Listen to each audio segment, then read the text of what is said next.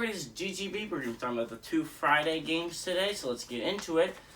We have the biggest game of the week. I don't know if you guys have been following my channel for a while, but quick overview for those who don't know. I start out the season with all the teams that are playoff eligible, and obviously I'll go through the season, and I'll keep going predicting games of teams that are playoff eligible. Obviously, at the beginning of the season, it's a lot because every single team is playoff eligible. As the season goes down, we're down to actually only 25 playoff eligible teams at this point in the season. So, again, shrinks the size down, makes my workload a lot easier. But we have 2 games on Friday of teams that are playoff eligible. And the first one is 9:30. We got Cal traveling to number 9, Oregon. Oregon favored by 13.5 points on ESPN.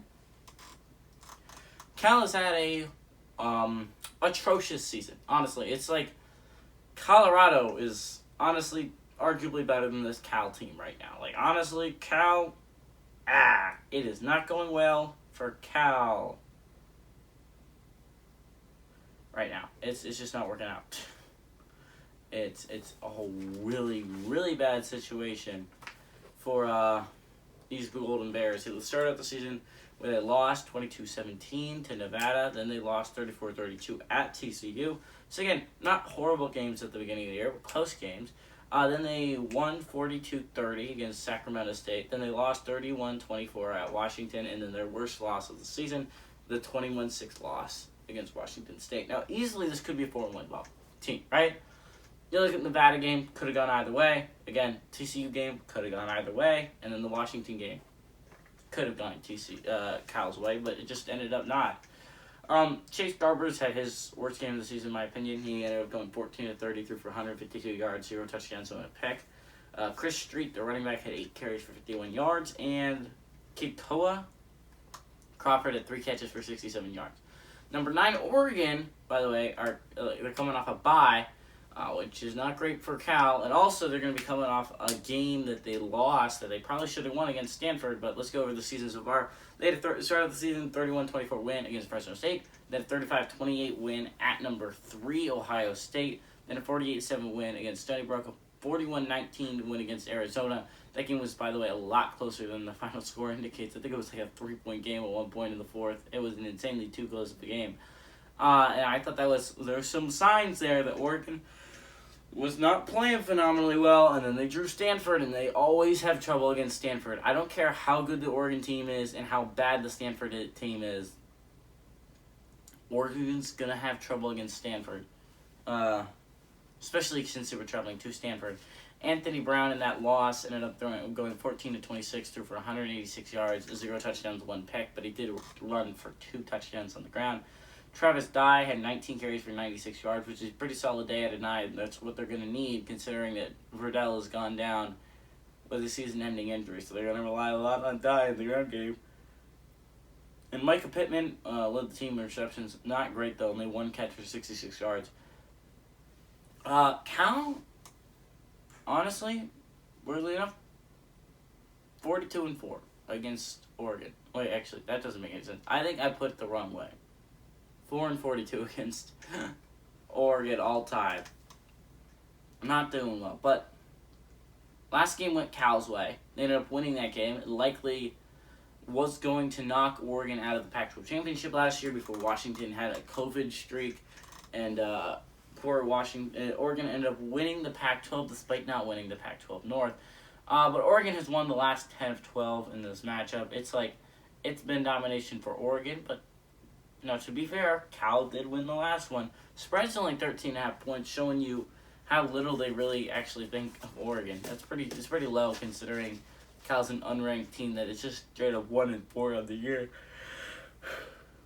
I think Oregon is a team that I really thought was going to be a playoff team this year. I still think they have a shot at it. Their schedule works out for it.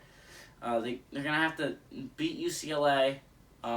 That's really the only tough game on their schedule, and obviously they're going to have to beat the Beavers in the Civil War. I shouldn't say that. Beavers look tough this year. But outside of those 2 games, they should win those 2 games. Let me get that straight. They should be heading into the Pac-12 championship with only 1 loss. And that could be a tough Arizona State team. I'm going to bet that it is a tough Arizona State team. And if they only have 1 loss, too, they could also have something to play for there.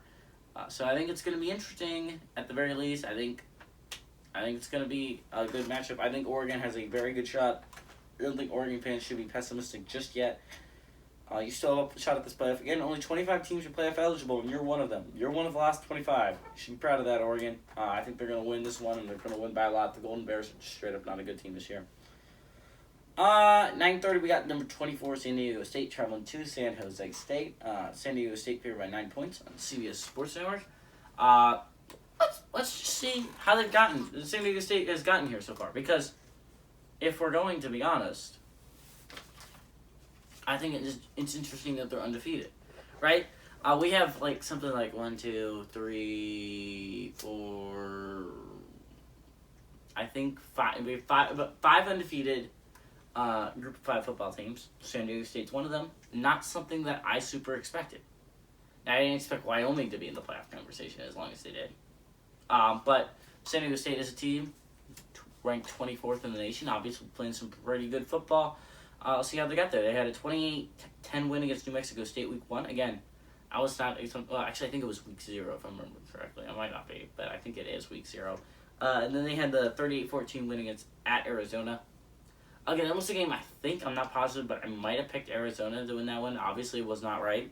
That's on me. I obviously did not have enough faith in the Aztecs. Then they had the 33-31 amazing game against Utah. I think it was triple overtime, phenomenal football game.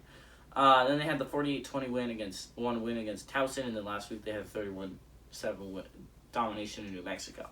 Now, Jordan Brookshire in the last game went 11-24 through for 130 yards, 0 touchdowns, 0 picks, but he did have 2 on the ground, 2 touchdowns on the ground, that is. Greg Bell had 21 carries for 111 yards and a touchdown, and Tyrell Shavers had 2 catches for 39 yards, which just is straight up not a lot, but, they won. San Jose State has been a weird up-and-down team. Every other game, they seem to be either winning or losing. And let me explain it. They started off with a 45-14 win against Southern Utah. Then they had a 30-7 loss at number 15 USC. That game was a lot closer than that final score indicates. It was like a 7-point game in the fourth quarter. It was just they made some mistakes down the road.